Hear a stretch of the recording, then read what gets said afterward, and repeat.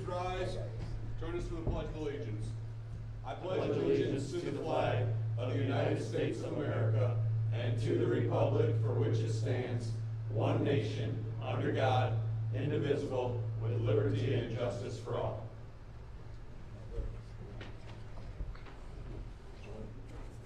I'd like to welcome all of our friends and neighbors and colleagues in joining us in this regularly scheduled August 15th, 2022 City Council meeting. As you come in, which would be to my right and to your left, that door over there, there's a sign-in sheet on the desk. If you're a guest with us tonight, please sign your name. City Clerk, can I have a roll call? Councilperson Soha. Present. Reiner. Here. Beer. Here. Morrissey. Here. Sharp. Here. Stucho. Here. Pratt. Here. Seisman. Mayor Stockford. Here. 8 present. Thank you, Katie. We'll move into approval of the agenda. City Manager, any member of council have any changes to make to the agenda tonight? Seeing none, I'd entertain a motion to approve the agenda. So moved. Support. Motion on the floor from Councilman Morrissey, seconded by Councilman Beer. All in favor? Aye. Any opposed? I'll let you have it. The ayes have it. We've got an agenda. We'll move into public comment on agenda items only. During this time, the podium will be open. Please limit your trips to one to the podium. Please limit your comments to 5 minutes. Please ensure if you're speaking about something that has a direct tie to something present on the agenda tonight. Podium's now open. Seeing no public comment, we'll close the podium and move into the consent agenda. The consent agenda, we've got approval of bills, city and BPU claims of July 28th, payroll of August 4th.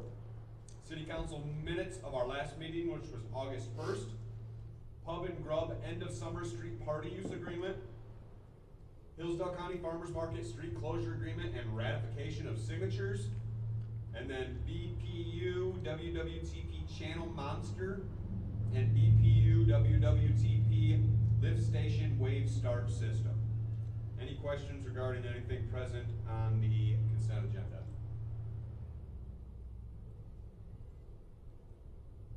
Seeing none, I'd entertain a motion to approve the consent agenda. Support. Motion on the floor from Councilman Morrissey, seconded by Councilwoman Pratt. Can I have a roll call vote, please? Councilperson Reiner. Yes. Beer. Yes. Morrissey. Yes. Sharp. Yes. Stucho. Yes. Pratt. Yes. Mayor Stockford. Yes. Councilperson Soha. Yes. 8-0 approved. Thank you, Katie. We'll move into communications petitions. Item A, 2022 Fall City Newsletter. Everybody should get this in their BPU bill. Hey, it's getting longer, isn't it? The bill or the letter? Couple pages, nice stuff in this one. It's got our fall brush leaf pickup on it. Okay, any discussion on the newsletter, since that's the only item in the communications? Did you have something to add? Just, I would just encourage everyone to take a look at it. As the mayor said, there's a lot of stuff going on this fall, from the airport fly-in, the brush collection, updates on the different projects, the fair, The train somewhere? the trains, the car show at Stillwell, trunk or treat, the whole 9 yards. So there's a ton of great stuff going on. Very good. Thank you, Dave. Yep. Okay, if there's no more discussion, we'll move into our public hearing. Okay, item A is a public hearing to declare 36 Howard Street a public nuisance. Dave, I don't see Alan, so. I will take care of this, Tom and I, as Alan could not make it tonight. As the council set this public hearing at their last meeting, given the condition of 36 Howder, as you can see by the pictures, and if you've had an opportunity to drive by there, there's a ton of work that needs to be done on that property. And as you can see by the trail of documentation, we have been trying to work with them for quite some time.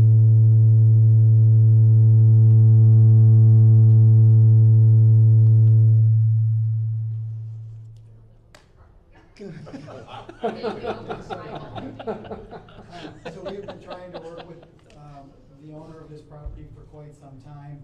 As you can see, all the documentation and photographs. I'm gonna ask Tom, because he was part of working on this with Alan. I will say that we did send the notice to the owner certified, and, they have not signed for it. So we don't know if, besides the public notices and if they've officially received notice of this meeting, but this has occurred before with this particular owner where they did not sign for certified mail. Tom? Well, it's also my understanding, which is typically the way that these are handled, which is, in addition to mailing it certified mail, ordinarily, the notice is also posted on the property. So I believe that was also done as well, so that there is an opportunity for the owners or occupants of the property to make sure that they are aware of the fact that there's a public hearing today. And the purpose of what you would be deciding today is basically on whether or not to pass a resolution, there's a copy of it attached, that would declare the property a nuisance. There's a provision in the charter that allows you to do that if it's unsafe to the people residing on the premises or to those in around the area. And that includes for any reason it would be something that would jeopardize the health, safety, and welfare of those either residing on the premises or in the vicinity. Part of the issues with this, and this is a property that we've had code enforcement action in the district court.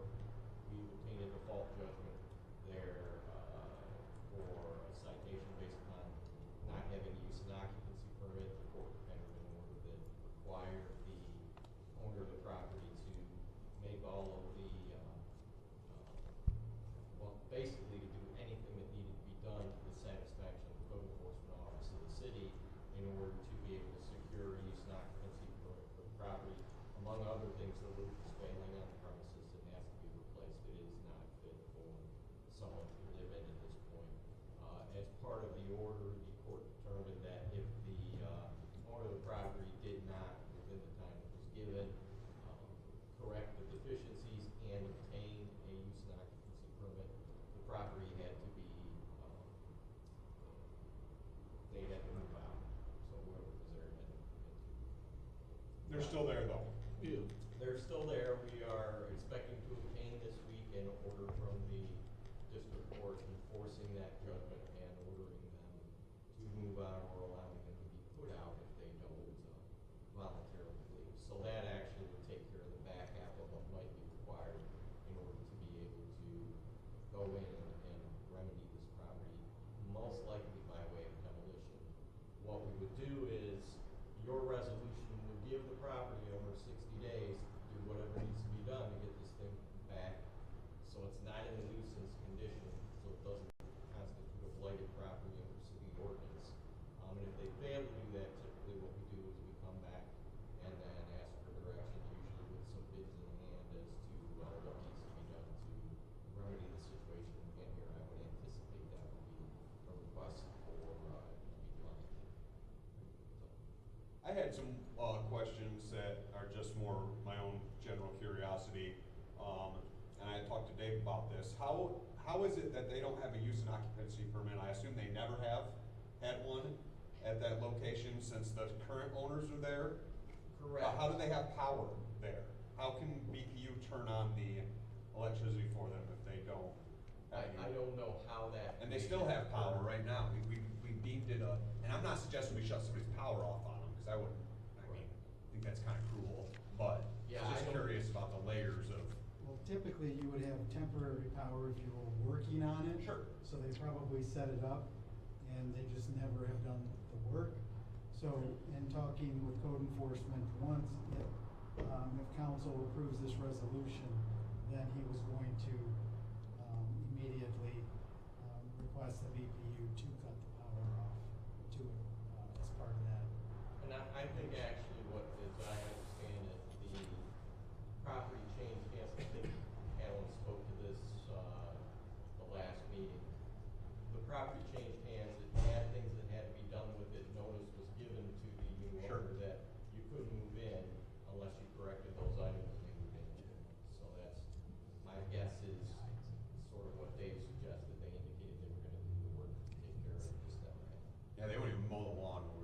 Yeah, it's pretty rough.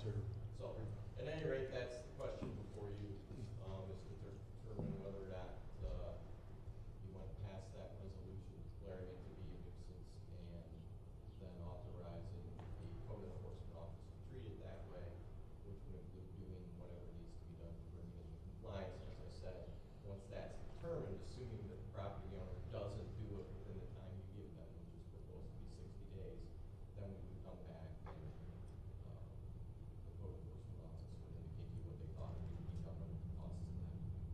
And you could decide what you would like to do. Okay, Councilman Sharp? All you do is gotta look at the roof. They put OSB board on it years ago, and that's as far as it went. You don't just put OSB board on roofing, cause I've done roofing before.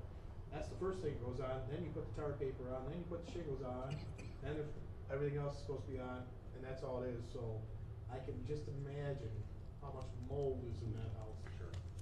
It's not safe to live in, and they've made no effort. I go by there every day when I'm doing deliveries and everything, cut people I work for. I see it every day, and the first time I saw it, I was like, come screeching out and looked at it, oh, whose ward is this? Was my thought, and now here it is. And I can't believe anybody's even attempting to live in that house. It's gotta be unhealthy. Sure. Is there a family in there or just one person? I don't know who's in there. I know there's a mean dog in there, cause Oh, the is neighbors have told me that the dog's mean. We're not picking on the dog, though. No, I mean, I get inquiries from the neighbors, their neighbors, their direct neighbors, all three of them regarding the property, so. But I'm not sure who's all in there, Cindy. It's at least one person and an animal. Sad. It is sad, I know. Any more discussion? Okay, seeing as how this is a public meeting, we'll now open the podium. Please limit your trips to one to the podium, please limit your comments to 5 minutes, and please understand that since this is a public hearing on this particular item, 36 Howder Street, your public comment needs to be directly related to that. Podium's now open.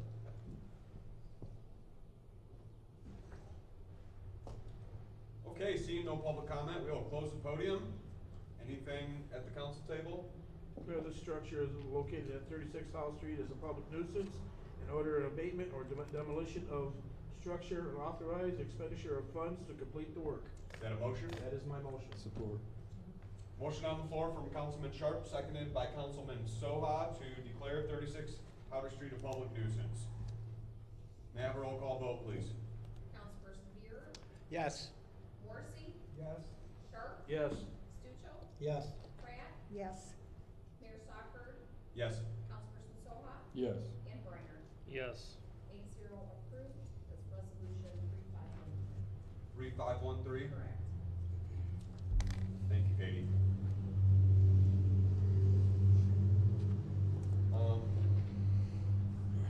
Tom, if there's children that live in that house, what happens after they're forcibly removed? Just out of curiosity. That's up to their parents, I suppose, or what happened to them. Certainly there are services that are available they can tap into, including potentially services to get some of that work done, to get the property into a habitable Yeah. condition. My understanding, typically the code enforcement office, and I believe that was done here as well, tries to alert the homeowners that there is help available through community action agency or otherwise to, attempt, if you don't have the funds and you're qualified, to be able to, get some assistance with getting that work done. The same thing would apply if you're out of the home, I suppose. Okay. Are the property taxes paid? Don't we know? I don't know, they must be paying their electric bill. Are the property, do we know the property, yeah, the property taxes? Yeah, it is, I haven't received any, concerns from the staff regarding that. So, I can check for you real quick.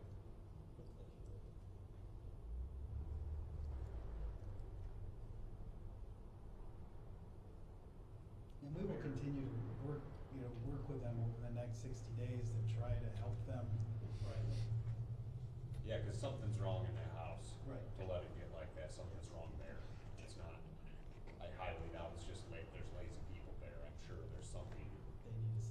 Yeah, something's.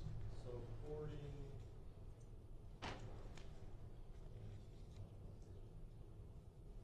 According to the, GIS system, there are winter taxes that it appears from 2021 that are still due and owing, so. Okay. Alrighty, well, we will close this public hearing, and, there's no new business, or there's no old business, excuse me. So we will move into new business, item A, street closure for train tour event, traffic control order 2022-31.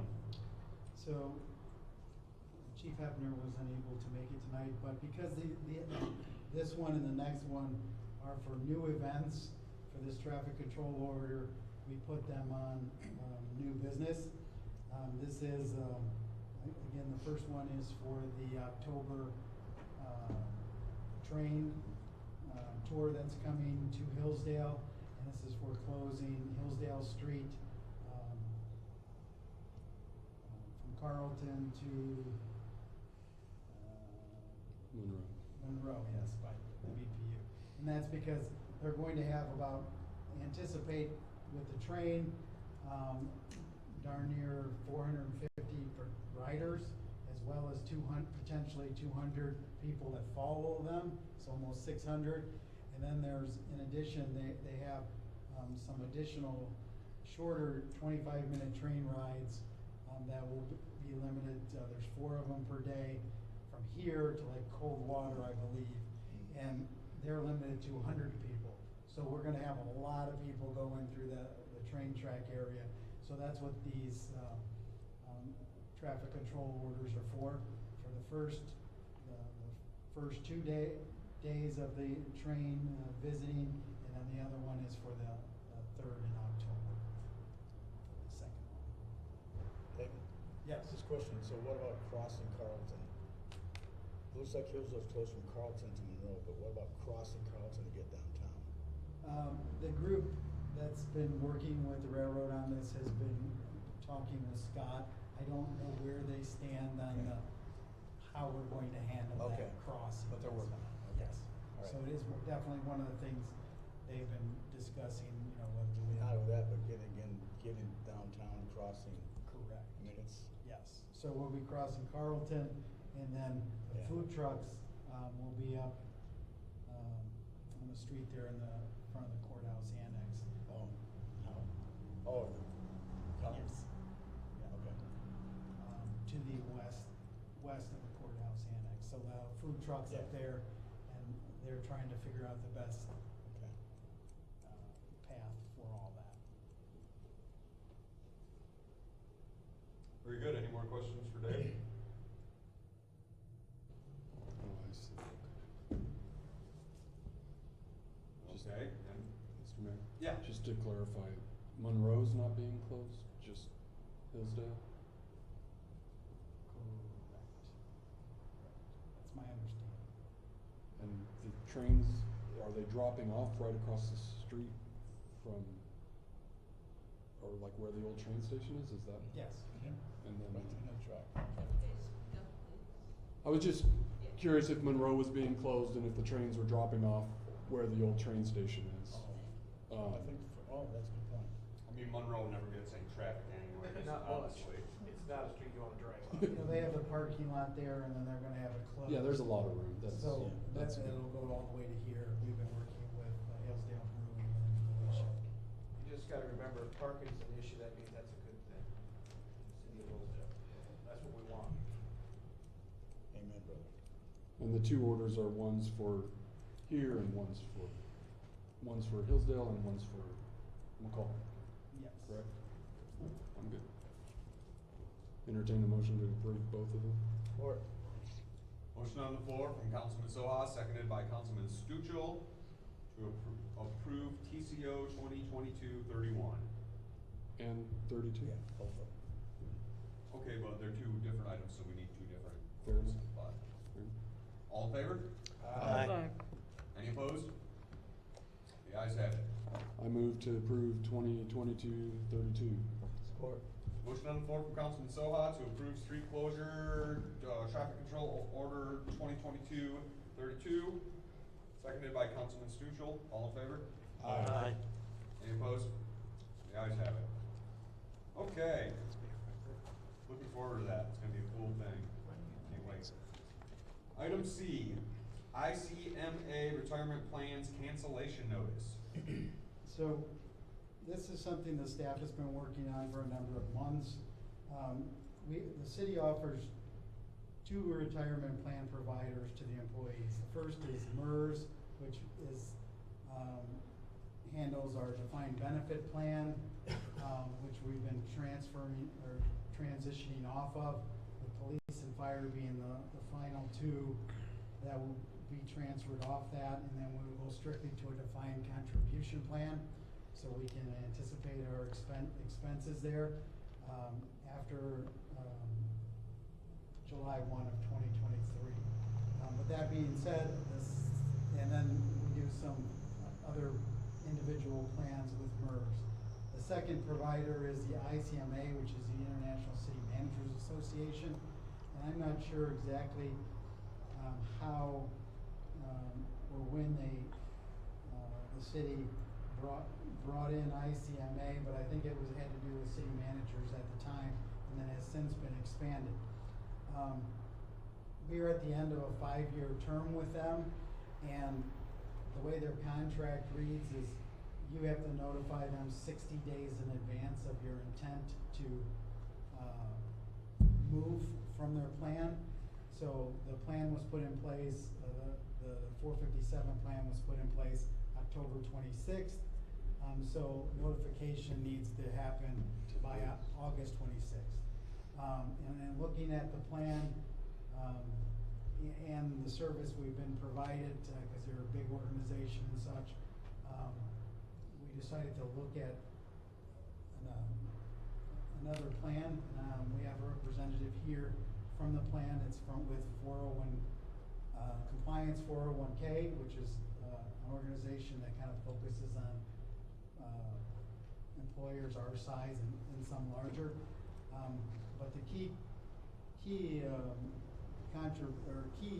factor and one of the reasons why we're proposing moving away is in the ICMA plan, it specifically highlights that there's nothing in the agreement with them that they should be considered a fiduciary.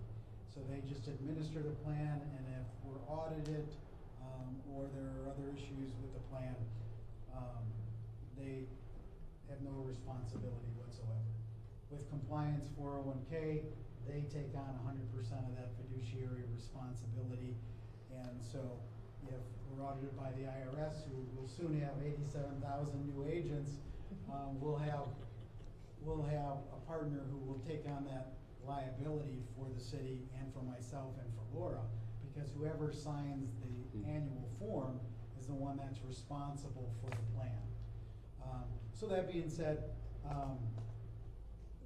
we've met with the city employees that are active in the plan. Mr. Flanner and I and the HR director gave them a presentation with packets of information. They have not expressed any real concerns to us at all.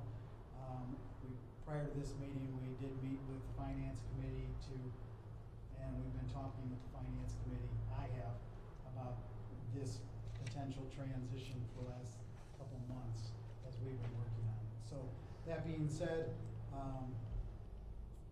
I'll ask Mr. Flanner to come up and make some comments, but also as part of our program that we would put in place with Compliance 401k, we would also look at doing an education program for all the employees, which would include kind of a retirement for dummies.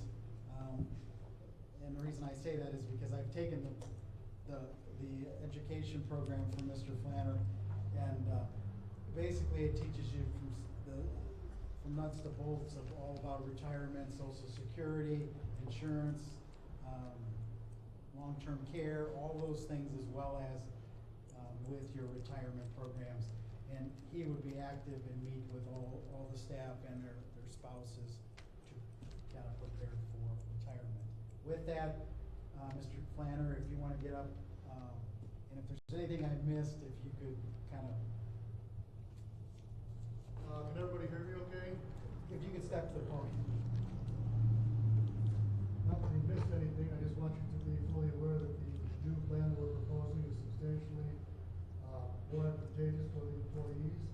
The cost differential is little to no cost differential, actually the costs are comparative. And so, to be able to upgrade the plan, the new features of a 401K, that the 457 did not offer the employees, coupled with the education that everybody should have, frankly, I think it should be taught in high school, but it's not.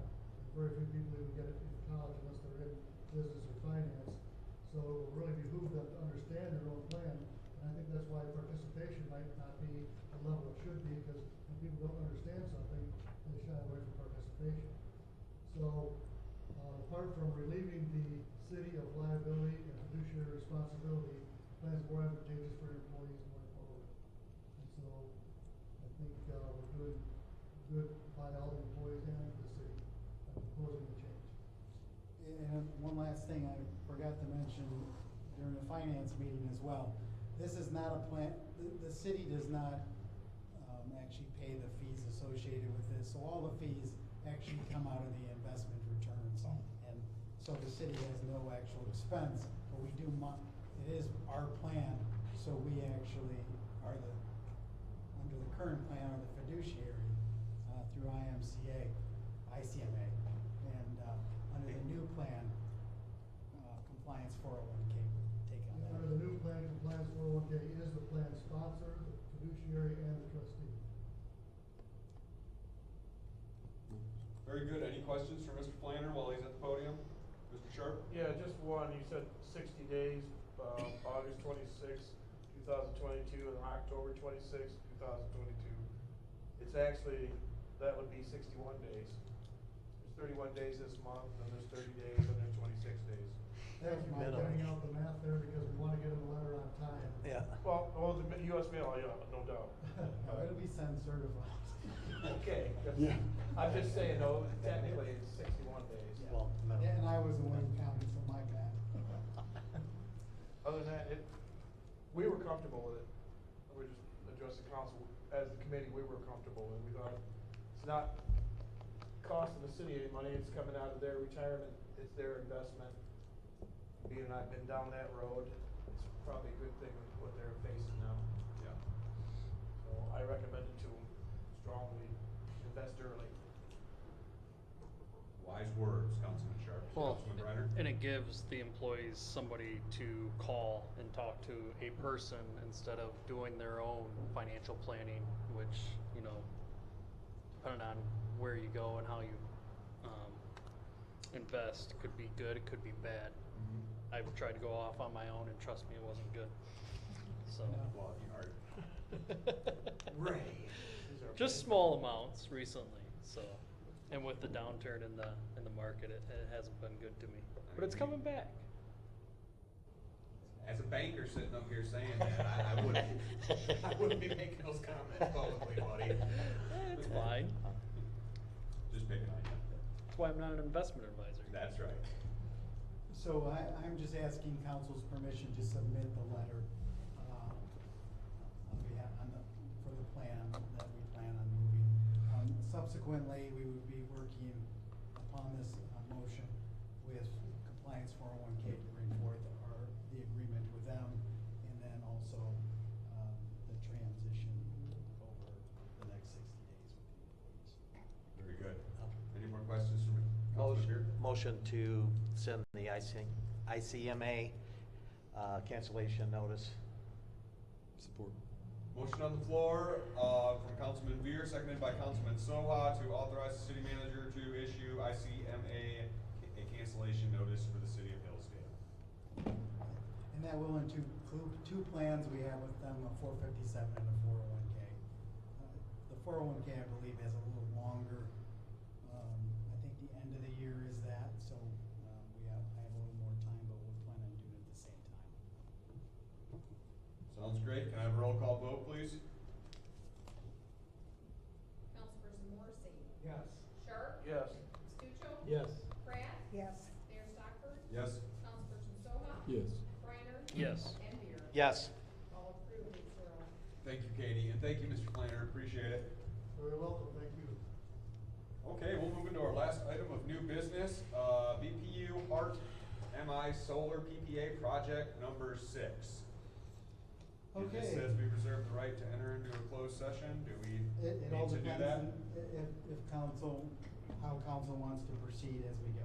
Okay. So the BPU board did go into closed session to discuss it because the actual agreement is in, we have a confidentiality agreement because as they negotiate pricing with other investors in the project, what we pay needs to be confidential to whomever else they're consulting with.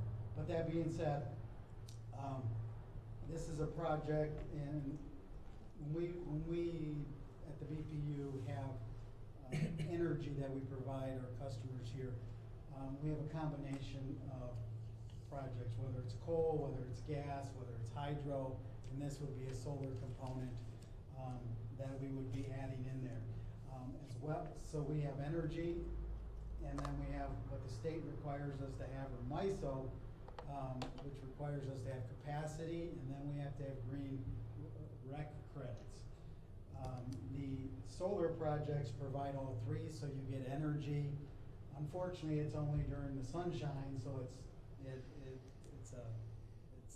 so many hours of the day, but you also get capacity for that as well as the green energy credits. And this particular project would satisfy our green energy credits that were required by the federal government to have, and add a big component to our capacity. The price, as the BPU determined, was fair, and with our consultant,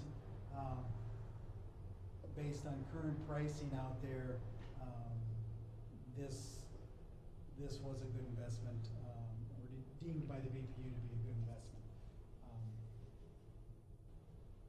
Because it includes both energy, capacity, and recs.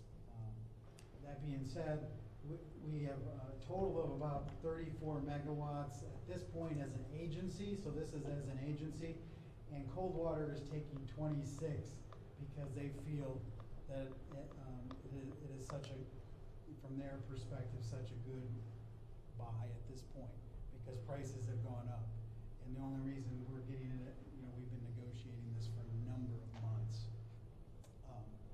So that being said, we do have to approve the two agreements for this, and we do have the option, because of the non-disclosure agreement and purchase of energy, to go into closed session if council wants. Okay, so there's 37.7 megawatts available, and Coldwater's buying 30. They're buying 26. 26. And some. And so We would be taking 3.5 to 7. And the agreement's written for 3.5, but based on what we've seen over the last month with pricing, we are suggesting if they will give us an additional 3.5, that we should take it based on the price. And the developer on this is Consumers Energy, so we know it's going to get done. It's just a question of how much the end cost will be. So with this particular agreement, if the cost comes in at higher than what they've quoted us, they can come back to us and ask us to pay the addition. We can say no, and we can back out of the agreement. However, if the cost comes in at less than what we've agreed to, we will get the lower cost. So we can either get out of it if the cost comes in too high, or save additional monies if it comes in lower. So it's kind of a win-win for us, I think. how is it that Coldwater ended up getting so much of it? Is that just because? Demand. Well, they need it because of their energy and capacity requirements, and they actually have a large chunk of that they need. So in negotiations, they decided they were going to take all of theirs in this particular project. where at the 3.5, we were splitting what we need as a city. We need 7 on solar is what our our consultant has recommended. But we were gonna take half in this project, but based on pricing, it looks like if they'll give us the extra, we should take it at that price. Okay. Councilman Stuchel? Just, I mean, we all understand the green energy stuff, but what's the pros and cons if we don't have any green energy sources? Well, we actually have to pay for credits. So if we don't have enough credits, green energy, We pay for they it. call rec credits, then we have to pay, a certain You're amount. gonna pay it either way. Right. This project will actually cover that. Okay. And I think it's, what we need is about $5,000. Two more questions. Yes. I mean, the whole intent of this is to reduce the carbon footprint. I mean, that's the purpose. Do we have any data that this plant reduces carbon footprint to a significant level to justify this? That's my first question. Well, in regards to the carbon footprint, so we wouldn't be burning gas or coal. Realize that. So it reduces that, and the gas and coal plants have been going offline. So with this, as I said, when we buy our energy, it's kind of like an investment Yeah. portfolio. So we have gas and coal, assets, we have hydro assets, and then we have solar. We don't have any wind at this time, Okay. but Final question. yes. You know, there's all such things in the news, you don't know what to believe or not to believe, but most of these solar panels are built in China and brought here. What kind of insurance do we have that's not built with slave labor? Can we have validation that we're not supporting slave labor in this process? I believe these are gonna be US panels. I can verify that for you. The components, I mean. The panels themselves. Yeah, I know, I mean, assembly here maybe, but the components of it, The components. I believe that, I mean, it's 100% made US? I believe so, but I'll Okay. double check on All that. right, all right. Because I understand your concern with Yeah, the I mean- panels made in China, Yep. for sure. But I will Okay. make that note and find that All out right, for thank you. you. But, Those are my questions. Thank you, Councilman Stuchel. Any more discussion? Mr. Mayor. Councilman Soha? Mr. Mackey, if we don't get this electric power, what would the penalties be imposed upon us from the federal government first? And is there a way to oppose that? so as I indicated, with our power purchases, it's kind of like a portfolio, and we have long-term contracts, we have short-term, we have 16 hours in a day, 24 hours in a day. It's a very complicated process. That being said, as a city, we go up to, our peak is about 28 megawatts a day. And we've been using all of that in the last month. Just for some reason, our bill from last month was probably one of the highest we've ever had. Yeah. So 1 month, our electricity purchase was over $1 million.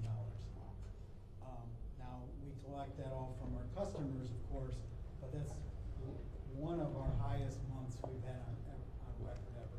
So that being said, it's a very, it's a complex meshing of particular components, as I said, 24-hour power, 16, and then you also have to have not only your power, you have to have the same amount of capacity. So like this project, if we get 7 megawatts of power, we will get 3.5 megawatts of capacity, so it's about 50%.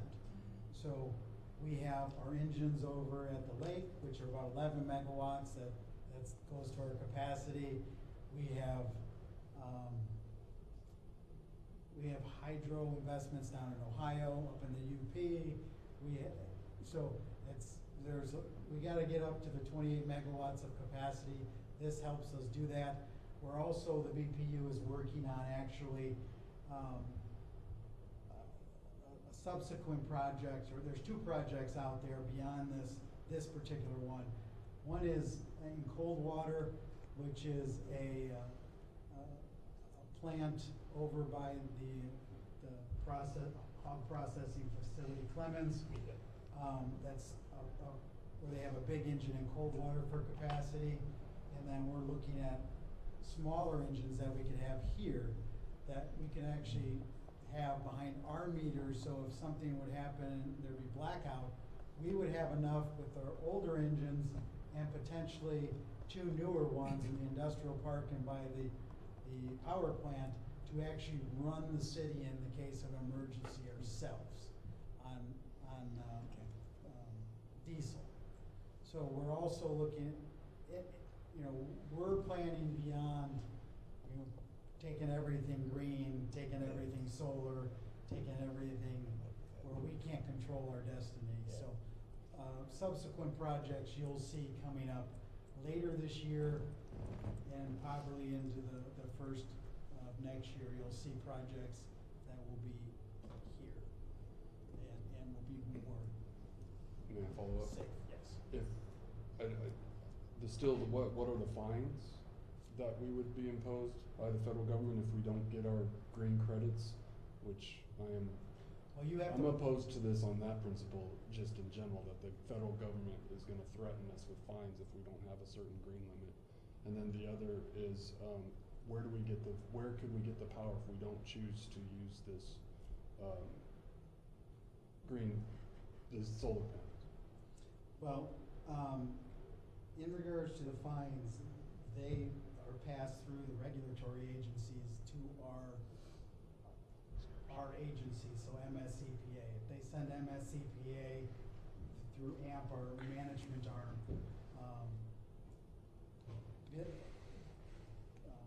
fines because we're not meeting our obligations per federal and state statutes, they will come down to us to pay. We try to avoid that. Unfortunately, it is what it is. This will help with that. The price is fair, and there just isn't anything else on the market on which to buy. And there's all different nuances, as we have to buy within our area, within the state of Michigan. We have assets down in Ohio, we have assets coming out of Indiana. So this is in Michigan. There really isn't anything else coming online that we can layer into our portfolio. So the green energy has to be within your own state? What's that? The green energy purchase has to be within your own state? Yes. Oh, wow. It used to not be. Yeah. So we had assets down in Ohio, hydro, Yeah. dams and such, and then they changed the rules. So the rules are ever changing, Yeah. and it's managing those rules and trying to do the best we can to. This is actually, price-wise, is very good for the energy capacity and RECs all in one. As indicated, if any indication is Coldwater taking all that they could get, that tells you anything. And that went through their BPU board and council. Councilman Beard? I was just gonna say, as far as if the city went down the road of being non-compliant with that, who's gonna pay more, the BPU customers in their city? Because those fines will just get passed down to the consumers. And even though I might have issues with the requirements, it is, I figure that's not a battle I'm willing to take. And because we really have to look out for the customers in the end, and just try to keep the cost of energy within the rules to the minimal amount. What we really need to do is lobby our state legislators to deregulate energy. That's what we need to do. I don't see that happening anytime soon, but. Yeah, and also, as part of your energy and capacity and all those needs, also you pay for transmission. So you actually have costs to get it here. So they can ultimately shut you off from those transmission lines. That's why it's beneficial for those projects I spoke about. We have our 11 megawatts here, where we could actually, in a pinch, run that and circulated around town, but if, the new, they're called, they used to be called cat in a box, or like, cargo containers with diesel engines in them, and you can add them together. And that's what we're looking at for, that additional capacity here behind our meter, which would give us enough to, if there was a blackout, if there was just a takedown of a cybersecurity, takedown of the power grid, we would be able to start our engines and run our city. So that is being considered in addition to this. It has happened in the past where we had years back, we had a blackout. I think it was on the East Coast. So I was going camping, I remember that, and, they basically turned on the power plant, the generators over here, and they told the Hillsdale Tool and all them to shut down. Because they didn't want them running their machines and stuff. So they did conserve, they did shut down, but it did cover the short-term problem. Well, that's when we still had Endicott too. That's when we still had coal plant over at Litchfield, so we're in a much different, environment now. But I do remember that too, Bruce, cause that must've been like, not that long against after 9/11, like, Oh, it 2002 was- maybe. Yeah, it would've been around that time. So what we need, or what we're asking for, is approval of the supplemental power sales contract between MSEPA, Michigan South Central Power Agency, and the city of Hillsdale, basically giving us the authorization to move forward. So project 6, as well as the approval of the HART project for up to 7 megawatts. We are in the contract for 3.5, but if they will give us the other 3.5 at the same price, we believe it would be advantageous for us to take that. So is that 2 motions or 1? I would say we can do it as one. Yeah, I could say we could do it as one motion. Yes. So moved. Support. She said second. Motion on the floor from Councilman Sharp, seconded by Councilwoman Pratt. Can I have a roll call vote, city clerk? Councilperson Sharp? Yes. Stuccio? Yes. Pratt? Yes. Mayor Stockford? No. Councilperson Soha? No. Reiner? Yes. Beer? Yes. And Morrissey? Yes. 5-2 approved. Thank you, Katie. All right. No more business, no proclamations, no It's 6-2. appointments. 6-2. 6-2. Our math skills Numbers, today. numbers. I know we only have one missing. Alrighty, we'll move into general public comment. During this time, the podium will be open. Please limit your trips to 1 to the podium. Please limit your comments to 5 minutes.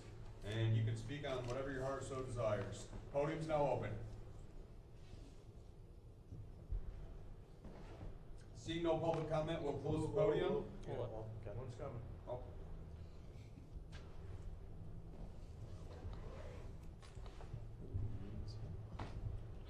I think, quite accomplishment for the city of Hillsdale.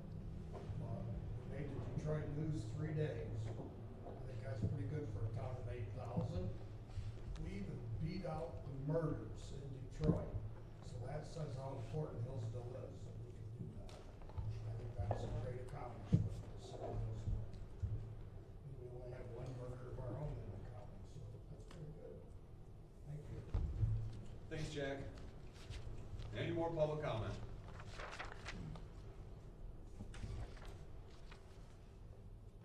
Seeing none, I'll close the podium and we'll move into the city manager's report. Dave? Thank you, Mayor. Just a few things to mention. We're having the final movie in the park this Friday at 9:15. So just encourage everyone out there with children or adults to attend. They are finishing up the Uran Street project. On Wednesday is scheduled for the final top course of asphalt. And that project will be pretty much done this week. So that's good for Uran. and they will be kicking off on the road side of things, the Morey, Linwood, and South Hillsdale project, which they've been doing. They replaced a block of water main. They'll be working on the storm sewer. On Thursday, they're supposed to be mobilizing with the pulverizing equipment for the roads. So that project is going to be, and then they've been also replacing lead and galvanized service lines as That's part what of the they've been project. doing on Hillsdale? Yes. Yep. So all the lead or galvanized service lines that are part of projects, they are replaced, and we have a contractor doing that. But Thursday, on the road side, that project is kicking off. So we're making tremendous progress on the road side of things. Just so everyone's aware, on the air conditioning issue, there was a valve that blew off our current compressor and we lost all the freon involved in the system. So we were looking at probably around $8,000 or more to repair our system. Given we're replacing the entire system in the fall, because you guys approved that and we took it out to bid, I made the executive decision to not waste $8,000 to $10,000 on repairing something that we're going to replace. So we're picking up a few of the larger in-window units that have the hose, and there'll be units that we can use in City Hall, the library, DPS, if there are issues, BPU. So we're picking up a number of them, and they're only a few $100s a piece. So and it's something we can use for the future. So that being said, that's how we plan on handling the air. Actually, the units will be here tomorrow. They were here today, but when they delivered them, they had them laying down. And if anyone knows, they say this side up because of the freon. So it takes them 24 hours to stand them back up and use them. So that's why we didn't have them for this evening. Also, a couple of things, as we mentioned last meeting maybe, registration is now open for the 3rd grade through 6th grade tackle football. So that is up on the rec and city website for any of those young ones, parents who would like to be involved with the football program this year. So we're excited to bring that back after a few years of being on hiatus. And as we spoke about earlier, the train program, the 2 days that we're talking about, probably close 700 to 800 people that we're going to be moving from here to the north up through the downtown. And there's a group, as Councilman Stuchel knows, and the mayor, that's working on this, working with the railroad to make this an annual event if we can. So we're putting our best foot forward. We're doing through this group everything we can to kind of make it a good experience for everyone involved. The businesses, the people coming to Hillsdale, and the railroad. So that being said, that's kind of all I had. If there are any questions for me, I'll be happy to answer them there.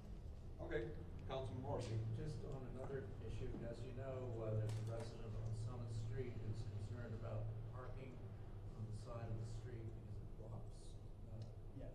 the snow plows. It's a narrow street. Some of our streets have parking. College students will park along the wider streets. It doesn't really hurt anything. But Summit and Davidson and those streets up there are very narrow streets. So and I know you were going to take a look at it and send some folks over there to look at it. Yep. So what do you have to report on that? So both the DPS director and the chief have looked at that. And off the top of my head, I don't recall what the solution was, if there was going to be one that we could institute. But I will get with you on that, Mr. Morrissey. But they have looked at it, and there has been discussion. I just don't remember off the top of my head what the solution was. Okay, thank you. Councilman Soha. Mr. Mackey, could you add Waldron Street between West and South Hall to that list? Cause parking's allowed on both sides and there's head-to-head regularly. I mean, people yield, obviously, but Between, South Howell and West. What are we discussing parking on the streets with, so I got a good one, Budlong between, I guess it'd be Waldron and South Street. Parking's only on one side of the street, but the street that has parking on it has an alley, and everybody has driveways. The other side of the street, nobody has driveways, and there's no alley behind it, cause 99's behind it. And so those people are really getting shafted. so what along between, Sharp and Waldron, or what, South and Waldron. South, right. Yeah. Yeah. Waldron, That's a good- South, Sharp, great right? observation. Yeah. Just knocking doors again and noticed that, it's like, what's going on here? They have an alley behind, Budlong, Right, the west side. west side of the Yep. street. In between Howell and Budlong, there's an I alley. mentioned this. yeah, I will get that to all three. Mine doesn't deal with parking, it deals with when we get Yeah, it goes all the way down. Main Street from the hill going All up, the way down. all the way to the hospital. To county, Going by Bailey School, all that is just Hard. terrible. Not quite. And those people suffer every day school's starting up again. Drive that little stretch. You going up, you can't avoid. Of course, it's one way, all the way from Macon down. Both sides of the roads are terrible. It's South Street. All the way to the hospital, that road is terrible. I mean, I realize Westwood Street and Westwood Drive, all that, yes, thank you guys, we're looking at it. But that's a main drag going uptown.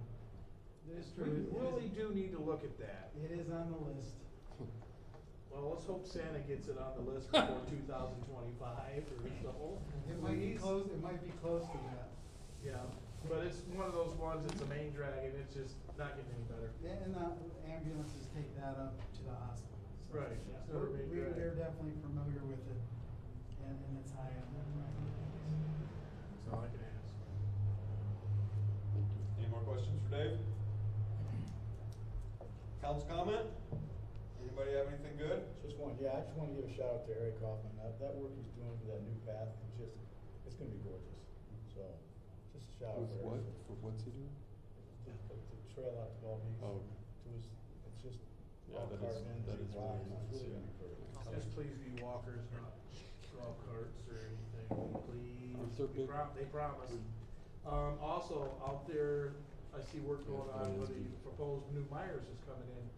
Guys are out there doing a lot of work out there, engineering right now, surveying and stuff, but it's in progress, something's going on there. Yeah, we've got plans, so, that's gonna be going to the planning commission and everything will be moving forward there. They will be, as part of the plan, when we negotiated back then, they were upsizing the water main all the way out there, and they're also will be actually paying for the removal of that, transmission line to our industrial park. So that will be moved at their expense as well. Is that ours or is that consumers? That's ours. Okay. Anything else? Councilman Reiner? One comment on investing, as far as investing in stocks, it's kind of like going to a casino or playing a lottery. Ray, I was just You picking know. on you, bud. So in 10 years, so go back, Bitcoin in 2012 was $13. If you took $1,000 and invested in Bitcoin, at that point in time, you'd be $2 million richer right now. So in 10 years, come see me. I might be $2 million richer. Or you'll be broke. No. Extra funds. Mr. Mayor, Councilman Salah. I just wanted to thank you, Dave, publicly for not spending the $8,000 to fix the air conditioning and during this heat for a couple months. I appreciate that. With that be said, motion to adjourn. I had one more thing. Way to like the whole day. Oh, you still have Really, one? we appreciate No, that. I had one more thing. Oh, excuse me, Ray No, has one more thing. I don't have to wait. You already made the motion. But nobody supported it, did We they? have Yep. support, we have vote. We could do a roll call and deny it. I'm messing with you. Motion on the floor from Councilman Sharp, seconded by Councilman Beer. All in favor? Aye. Any opposed? Meeting's adjourned.